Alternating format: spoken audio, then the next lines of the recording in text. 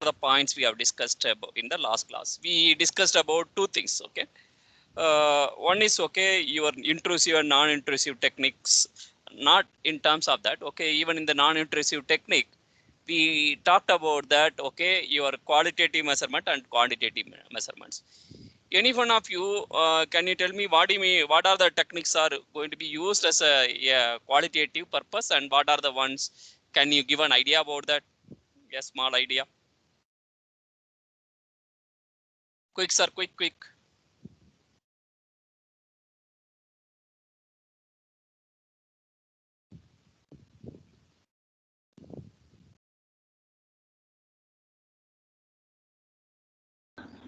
Sir, clearing So shadow. visualization techniques like Sleren and other techniques are qualitative, sir.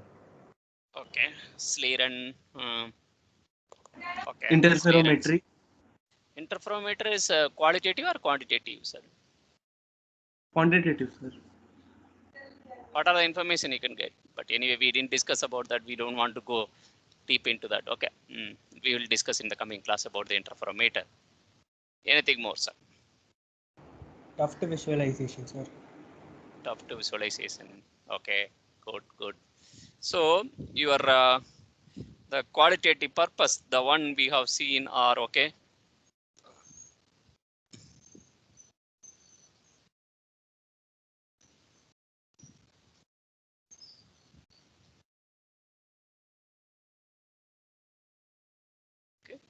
One is your Tuft visualization. Okay, good. Then anything? So basically here, yeah, non-intrusive, partially non-intrusive flow. Okay. Then anything, sir? Smoke Sleren. smoke visualization.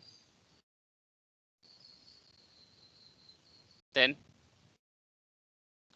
sir, anything? Sleren. Okay.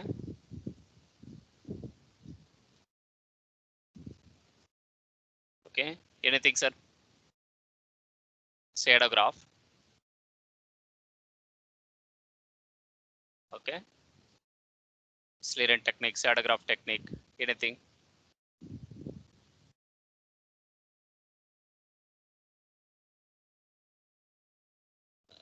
Chemical coating.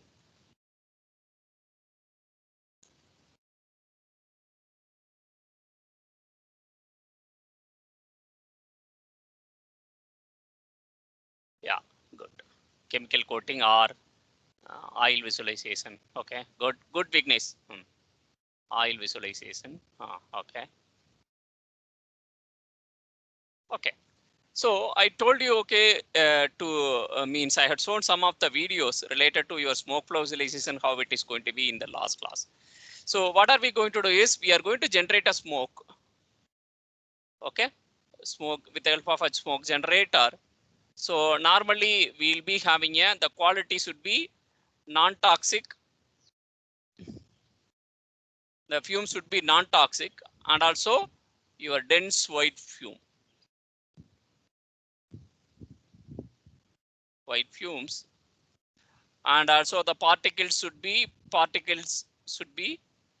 not be means as large as possible, very small. Because what will happen if the particles are more? Because smoke is nothing but you know about that. Okay, it's a dispersion, colloidal dispersion only. So, okay, so particle dispersion in the air. So now what is going to happen is, okay, if the particles are more, it's going to generate that one. So in the smoke generator, typical smoke generator, they will be having a hot plate or a hot rod. Through that, okay, they are going to spray your kerosene or like paraffin plus ethylene glycol. Okay, or otherwise they used to generate a smoke like titanium tetrachloride. Okay, like that they will generate a smoke, or even they have a wire, nichrome wire. Through that they will be sending that one, or otherwise they used to send a hydrogen bubbles and all, so in the wires. Okay, so automatically they diffuse and move it as a streak of smoke kind of thing. But you have to be very careful in handling with the hydrogen. Okay, so these are the way they used to generate your smoke for a smoke visualization. So then they will be having a smoke rake. Using a smoke rake, okay, the smoke rake is nothing but a vertical tube. It's going to have a streak of tubes. Okay, whatever this one, okay, pipes, okay. Your smoke is going to be injected to the main pipe through that, okay. You are going to have a smoke is going to form in this area. Okay, so automatically what will happen? So depending on your flow separations and those things and all, you can the pattern, your ordered pattern is going to change depending on the flow structure. You are going to see the your this one. That's what you have seen that, okay, you take an aerofoil, you change the angle of attack, you can see the separation of that one, how your flow separation is taking place. Okay, tough flow visualization and all, okay, in the surface, okay, basically we can capture the surface properties, or otherwise, okay, in the wake, okay, I'm going to have a mesh and all, okay, a plain mesh, okay. So in the every nodes, I'm going to put a tuft on that. So it's going to talk about that how the wake structure is going to be. Okay. So normally, if you whatever the tufts or mesh you are going to put it on the flow, that's going to affect the your fluid flow properties. But we can get a qualitative picture about how your flow in the your wake zone. That's what the one you can get it from the even you can get it on the surface of the plate, or otherwise, okay, if you have an aerofoil, okay, or a bluff body or a circular cylinder, okay, you want to see that how the wake structure. So you put a plane on that, okay, like a plane on that.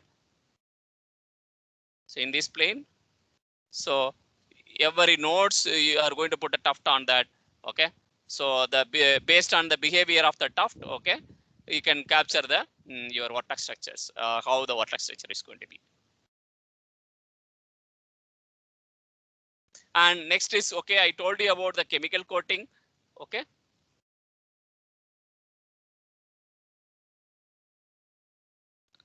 They will take a surface of the aerofoil or a surface of the plates, okay. In the surface of the plate, okay,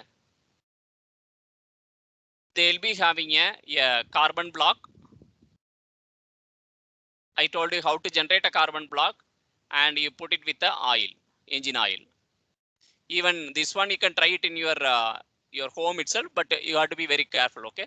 You take a plate, you have a oil wick flame, put it on top of that oil wick flame. So automatically whatever the smoke generated over there, it's going to form on the surface. Make sure that, okay, it's going to be, even you can collect that smoke also. Then put a drop of engine oils, okay, you can get it very easily, or you can put a castor oil, make a viscous liquid and uniformly formed on the surface. Make sure that it's not going to have a stack. Now you take it to your table fan and hold it and leave it over there. Okay, so the whatever the stream coming out of that your mess, just to hold it. You can see that a pattern formation, how your laminar to turbulent transition, how the your turbulent flow, those things and all you can capture it properly, but you have to maintain your viscosity correctly. Then automatically your flow structure is going to be means this one. And other thing is, even like your carbon block plus engine oil coating, you can go for a chemical coating also. That's also going to have a qualitative picture about the what is the surface profile. So basically what will happen is, okay, here, for example, a wing surface, okay, in the wing surface, okay, a supercritical Mach number is going to be there, or laminar to turbulent flow separation, those pictures and all qualitative pictures, we can get it using these kind of things, okay.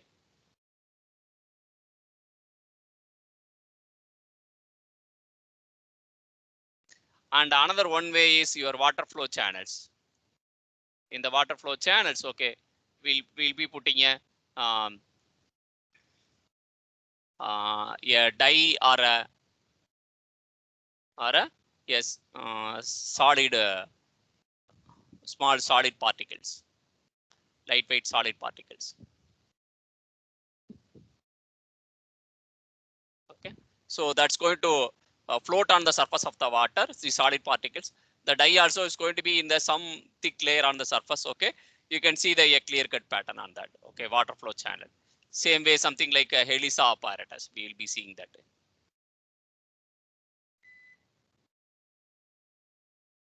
So these things and all help you to get these and all how your potential flow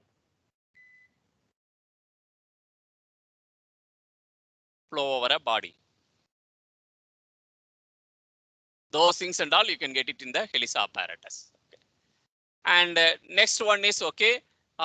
These are all like a qualitative pictures. Now we'll go out for your Celerent flow visualization and Shadowgraph flow visualization. Okay.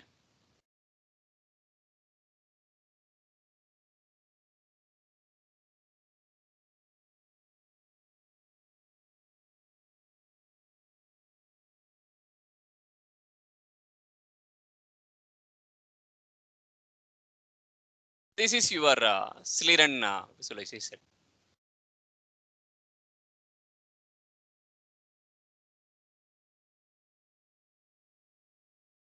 See this. Okay, we have a light source. From the light source, we are going to pass the light. We are going to through the slit through that. Okay, that's going to diverge, and it's going to be a mirror. Okay, through M1, and it's going to be reflected through from the mirror from the your M1 mirror, and it's going to pass through the your test section with a supersonic medium or like a combustion situations and all. So within the test section, you are going to have your model, or otherwise even as we mentioned the calibration of your supersonic tunnel. Okay, your calibration of supersonic tunnel, we mentioned that okay, we can find out the test section Mach number with a highly efficient Celerent system. Okay, we can capture the your Mach wave. We can measure the angle of the Mach wave. From that, we can calculate your mu is equal to sine inverse of 1 by m. Using this formula, you can find out the your Mach number and all. Okay, so those purpose. Then after passing through the test section, it's going to another mirror, and it's going to reflect back, and it's going to converge at a point. Okay, in the convergent point, for getting a sharper image, I'm going to keep a knife edge, and that's going to further from the knife edge, it's going to diverge back. Okay, it's going to hit on the screen. In the screen, okay, we are going to place the your recording device, camera, or a high-speed camera, or a DSLR camera. We can capture the images over here. So this is your image that we got it from the this one.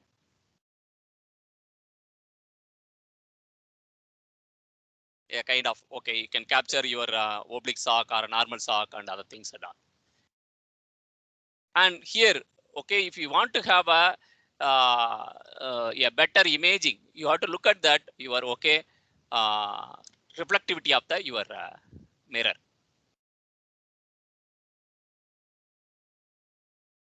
And also you have to look at the aberration of that aberration characteristics. And next one is okay, the diameter of the mirror, because the diameter of the mirror, you can have you can focus on the larger area, diameter of the mirror. And the next one is okay, the important thing is your focal length of the mirror.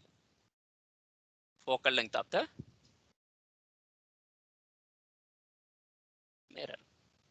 So normally, if you go for a research purpose, they'll be going something like 1.5 meters kind of thing, close to 1.5 meters.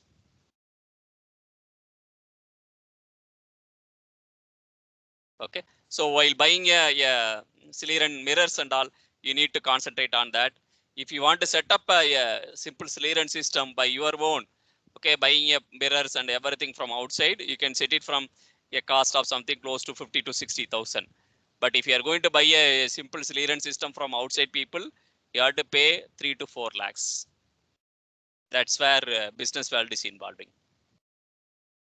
Okay. Yeah. Now we'll go ahead further. Okay. What we are going to do is we are going to see the some of the your Celerent imaging technique that is captured. So that's available in your YouTube. Okay. We will see that. Okay. then we will go ahead further on pseudograph technique.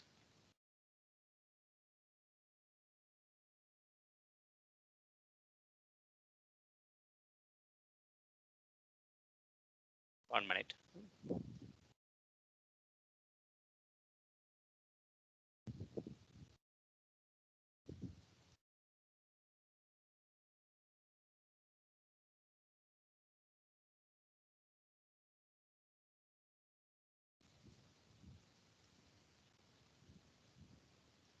Through air currents potentially carrying microscopic droplets full of... This is how COVID-19 is spread. Through air currents potentially carrying microscopic droplets full of coronavirus. When we talk, breathe, or cough. We can see this thanks to an imaging technique that lets us peer into the invisible world of airflow. And using this same technique, we can see if masks really do help to stop the spread of coronavirus.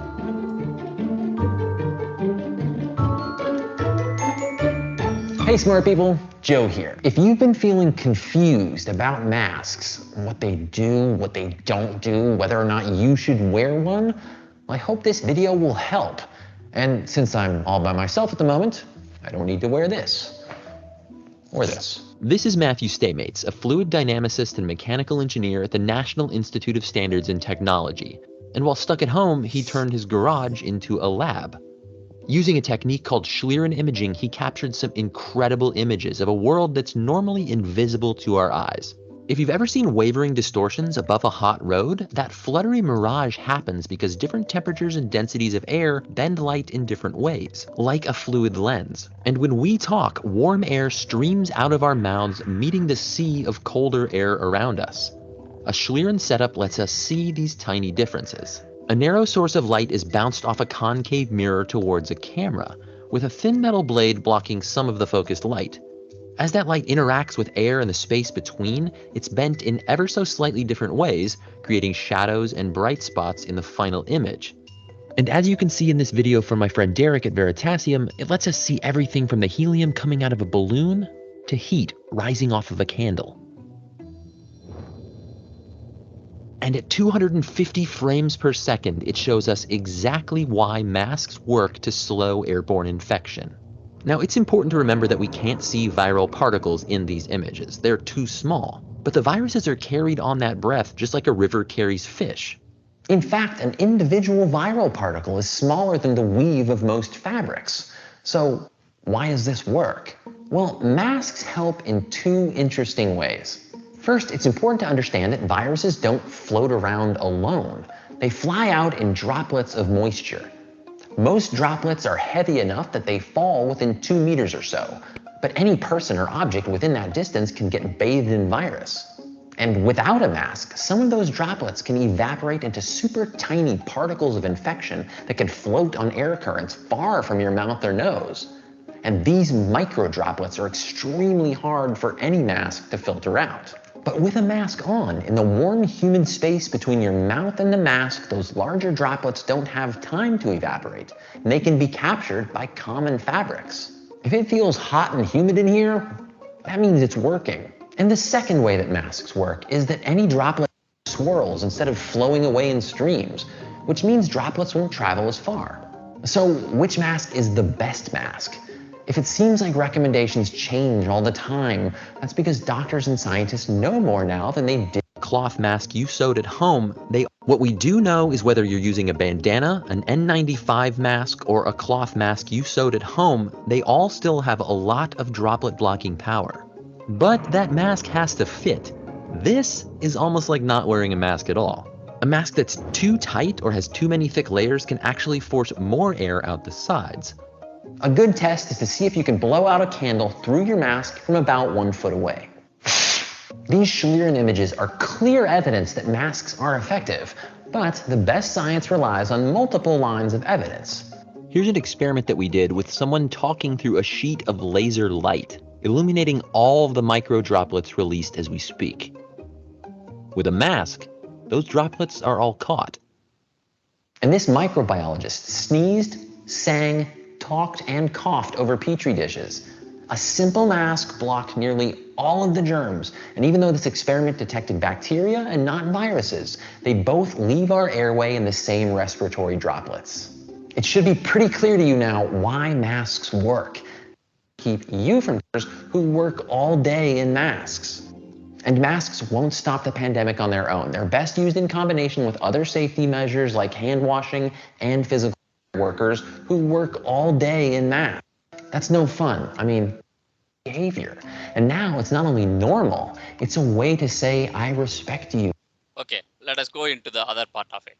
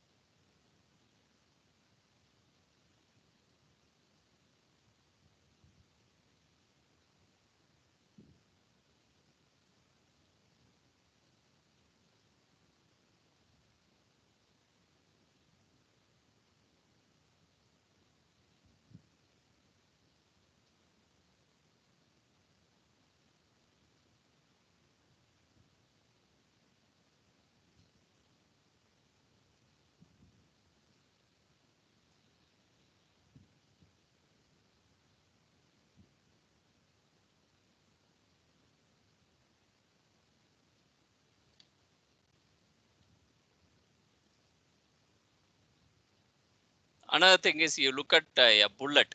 I've made some observations in the last episode, and I've learned some stuff. And I've also decided to push it a little bit further by studying suppressors. So let's look at this and try to get smarter every day. First, let's revisit what we learned in the last episode. Using a phantom camera with a clever photography technique called Schlieren, which is German for streak, by the way, we observed that the supersonic bullet creates an angular shock cone, and the angle of that cone can be used to determine the Mach number. We also learned from Dr. Connie Strauss at UAH that a bullet traveling in the transonic regime can create supersonic flow around it because the air has to speed up and rush around the outside of the surface of the bullet. This is a connection I didn't make at the time, but we've all seen these awesome pictures of like a fighter jet with this cone of vapor behind it. This is totally why that happens. The jet is flying along in the transonic regime, just like that bullet, and just like the normal shockwave that occurs on the side of the subsonic bullet, that's happening on the jet. And it does two things. Number one, it makes this cone of vapor form on the jet, and number two, it makes me all tingly inside. Okay, so I think we have a good understanding at this point of shockwaves created by a bullet itself. You may have heard someone talk about the crack of a bullet as it passes.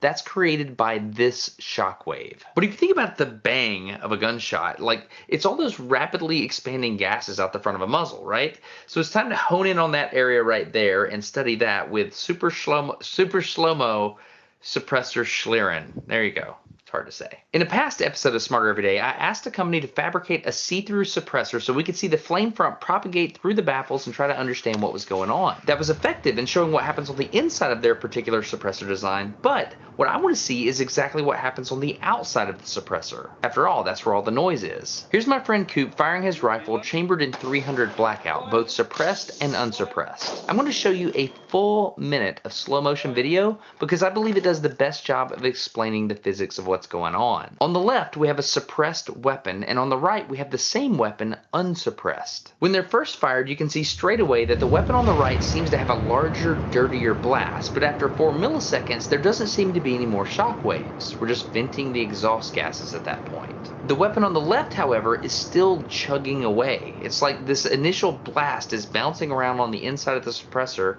and just a little bit of the gases are being leaked out with every reverberation. Watch what happens next though. On the right, the echo from the unsuppressed weapon is huge and very distinct. You can see how powerful and singular that initial blast was by how sharp the echo is when it returns. Imagine that echo entering your ears. Meanwhile, you can still see that the suppressed weapon is dissipating that acoustic energy slowly. This is like the clearest example I can show of that energy being dissipated differently. On the right, the unsuppressed version, the whole thing's over in like a millisecond and a half. But on the left, the same acoustic energy is dissipated over 15 milliseconds. That is a direct comparison showing you that it almost acts like a capacitor in a circuit. It's like slowly filtering the energy as it exits. Anyway, that energy dissipation does not come for free. Suppressors heat up very, very quickly. All that thermal energy is captured because it doesn't dissipate away from the weapon. So the problem with suppressors is if you fire enough rounds through them, they heat up very, very fast and they can cause malfunctions and even damage to the weapon. Now let's look at subsonic ammunition being fired from a suppressor. This is absolutely fascinating. Okay, first observation. The first thing that leaves the suppressor is unburnt powder. And look at that. There's little baby shock waves. They're supersonic. Now, whether this is gunk coming loose from previous shots or whatever, I don't know. But it's clearly supersonic. Second, did you see that little vortex ring poot out the end? Okay, here we go, bullet time. We know this is a subsonic round, so we're expecting normal shockwaves on the sides of the bullet. But look at that. They're not there until the bullet is several inches away from the muzzle. It is crazy to think about how complicated this flow environment is, but it's really fun to make these observations and try to figure it out. This episode of Smarter Every Day is sponsored by HelloFresh. HelloFresh is a meal kit delivery service that sends ingredients to your house in a bag, and you get a little instruction thing and you go through and you get to make food at your house that you wouldn't normally cook. It's a subscription service. We can pause it if we go out of town. It really works for us. Is that what are you doing right now? Does it say use your hands? No, it just says to mix. It's coming in at about $6.99 a serving, which is things that come out of the suppressor. Dig it with your weapons, and it works for us. What are these little squirrely things that come out of the suppressor? Okay, so what you're seeing here on this blackout cartridge is you're seeing unburnt propellant leaving the muzzle before the bullet does. And so for 300 blackout, optimally you get complete burnout around 9.5 to 10 inches of barrel length. And so this is a 10.2 inch barrel length. And so we're right on the threshold of burning all the propellant out before the bullet leaves the muzzle. Look, there was a supersonic piece of powder. See that? Whoa. This is insane. We're just like learning like important stuff. All right. Well, that was delightful. What did we learn, John? Propellant outruns bullets sometimes. Wave on those grains. Or not. Whatever. You're a smart person. You can make.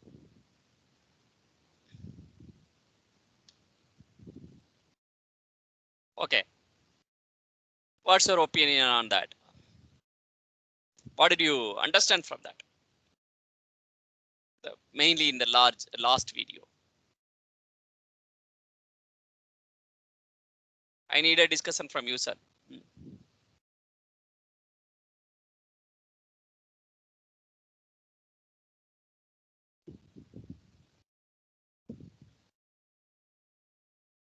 Already in the last class itself, what is a physics figure in your Sleeran and pseudograph imaging? We understood that, okay? So we talked about that, okay? Basically, the supersonic flow involves with your density difference because it's a compressible regime. So automatically the density difference, it's going to be easily captured with the help of refractive index, change in refractive index. So through that we are capturing it. Okay.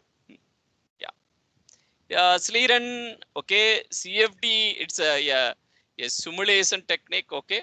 You are going to real flow field. You are going to simulate, and you are going to not only Sleeran, you are going to capture other your streak line, streamline, how the your velocity contour in the spatial variation, temporal variation, everything you can capture. But yeah, but in the CFD, whether are you going to generate a real-time some flow conditions or physical domain?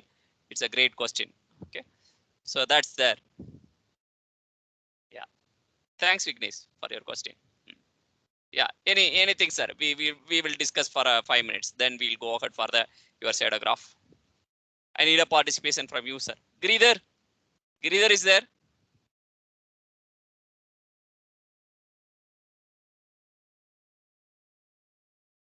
Giridhar.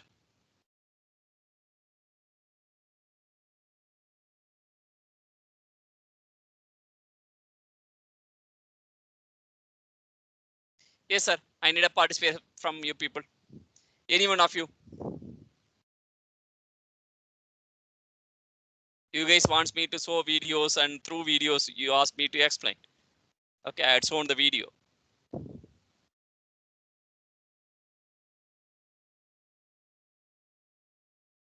Niveda.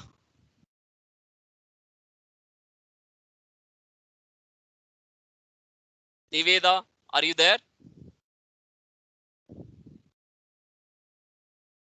Niveta. Rajsri. Rajsri, are you there? Yes, sir. Yeah, what did you understand from that your bullet picture, bullet videos? They had shown two different kind of videos, sir. What did you understand from that?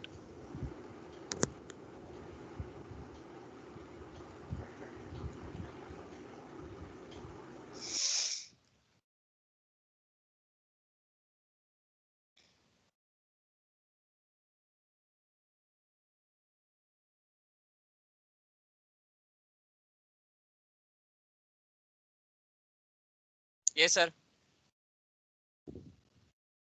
Nitin. Yes, sir. What did you understand? Rajsri, I Sir, didn't hear you. Yeah, Nitin, you continue, Nitin. We will discuss with Rajsri a little later. sir, as the bullet is moving in the transonic regime, it Mm. will have the sonic cone which is observed using Splaren because there is a difference in Why there density. is a transonic boom? Transonic flow regime. You are having a sonic boom on the your surface of that. Why that's occurring, sir? Sir, in transonic, to some degree, you will be moving close to the sound. The body will be moving close to the speed of sound in that medium. Why? Is it because of that or something else, sir? Why in the surface of that? Okay, there is a formation of sock. Okay, we have visualized this formation of the sock. Sir, because it will pass the head of the object, sir. It will come somewhere. Is it because of that you have completed your CFF, compressible fluid flow, aerodynamics 1, aerodynamics 2, your aerospace 4% courses and all? Any one of you? Any one of you? Why there is a sock formation?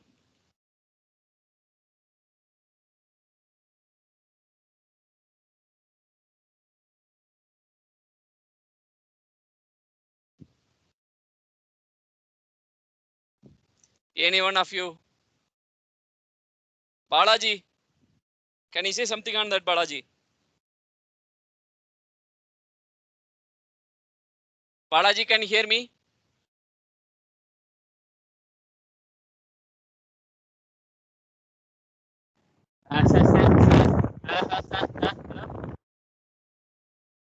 Balaji? Yeah, I can hear you, but I'm getting lots of disturbances.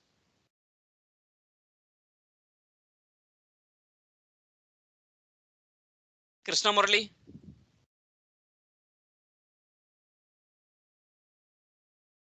Krishna Murali?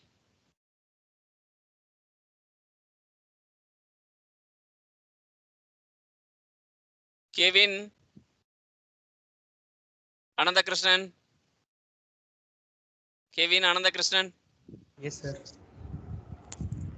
Yeah. Sir, I think they are formed because they are in compressible flow regime, sir. Okay. From 0.3 Mach number itself, there will be compressible flow. But if we are going to have a bullet that if it is going to be travel in, for example, okay, 0 to 0.3, we take it as a incompressible. 0.3 to 0.8, we are going to have your subsonic compressible regime. 0.8 to 1.2, we are taking it as a transonic. Okay. So are you thinking that okay, these kind of sock is going to appear on the your bullet for a Mach number of 0.4?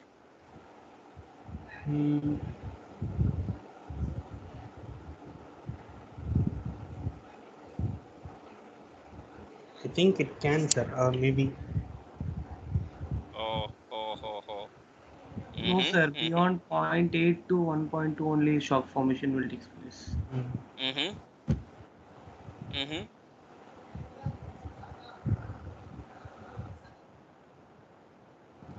Why? There is a formation of shock on the surface of the bullet. The bullet is traveling at a transonic regime.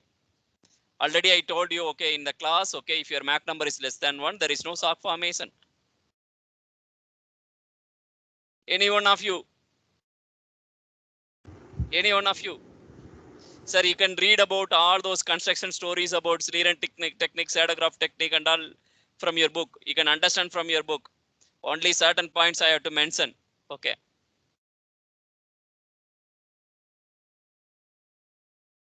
But prior to that, you need to know why there is a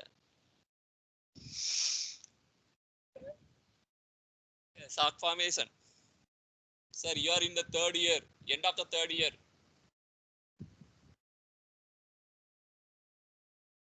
Yes, sir. Yes, sir. Sir. Quick. Yes, Rasri. So the local Mach number, even for transonic regime, the local Mach number will go over 1. That's why we have a shock. Why it is going over 1, sir? So a velocity there will be an acceleration of velocity because there is acceleration of velocity, sir. You are into the answer. That's why I'm asking all those questions. So the shape of the body is such that the acceleration takes place. That's what a little more clear. Okay, shape of the body. Whether is going to happen in the flat plate? No. Why then? What is happening? So the pressure change. No, you are deviating. Go back to your this one. Just you have a pen and paper. Draw up your bullet or an aerofoil. Draw your control volume surrounding that and see the area over there. Area change over there. Leading edge spherical shape, sir. Speak louder, Kevin. Leading edge circular shape, sir. It is accelerating incoming flow. Why the bottom also having a bottom surface of the airfoil also having a circular shape? There also it's not accelerating in the case of an airfoil. Okay, if it is a circular, even if it is a straight line, that's going to accelerate. Okay, circular also accelerating. Why circular or a straight line? It's accelerating.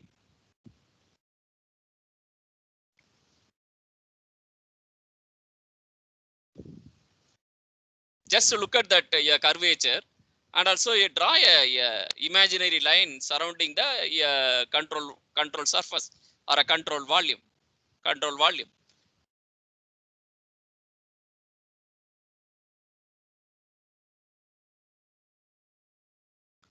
A flow, if it is going to have a upward curvature or a downward curvature, like a converging or a diverging passage like curvatures, one is going to be positive, other is going to be negative, means reverse of that, opposite end of that. What will happen?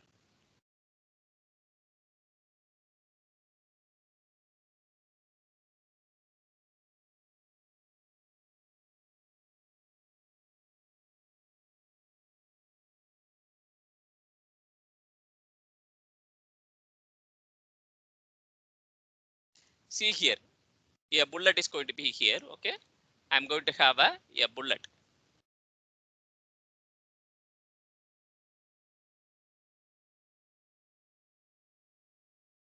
So now you draw a control volume here.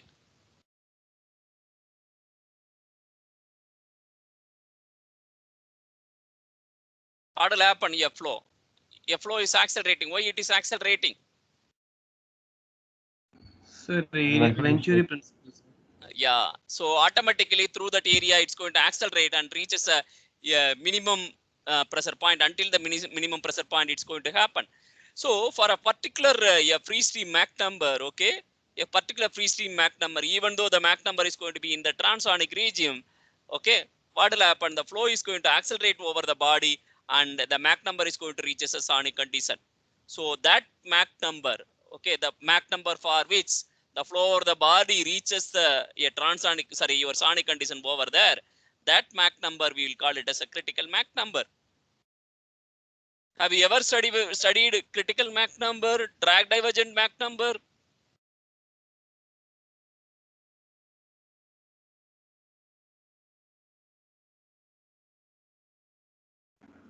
Sir, Okay. not drag divergence Mach number, sir.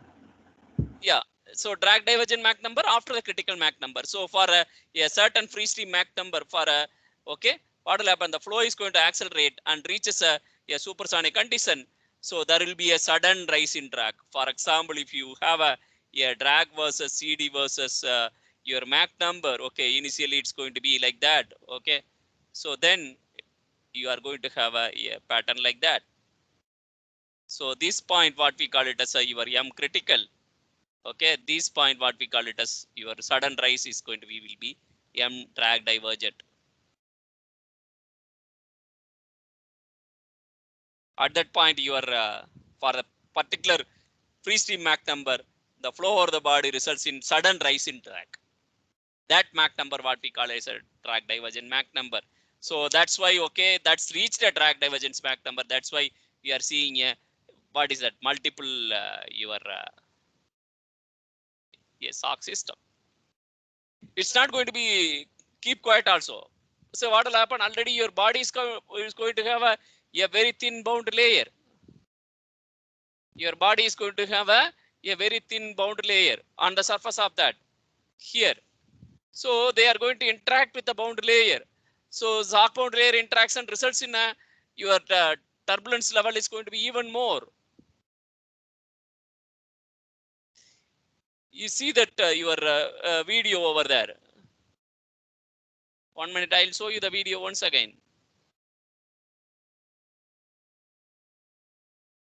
Oh, sorry.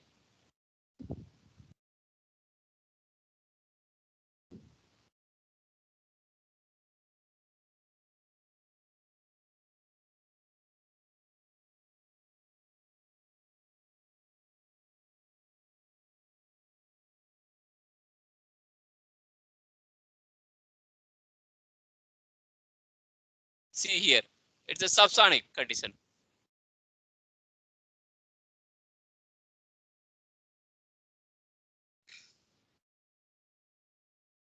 It's not, he's telling something wrong. It's not a supersonic. Maybe it's a supersonic.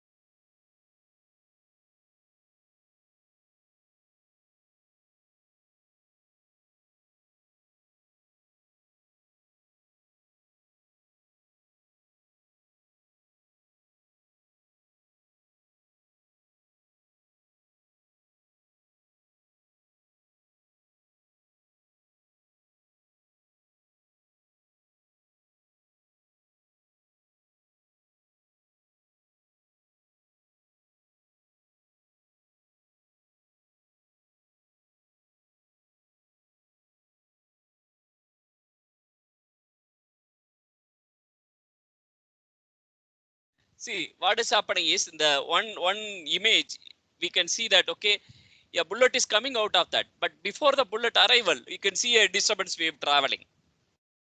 Means your bullet is going to travel lower velocity, but whatever the disturbance wave, that's going to travel faster. Maybe the bullet may be traveling in a subsonic speed.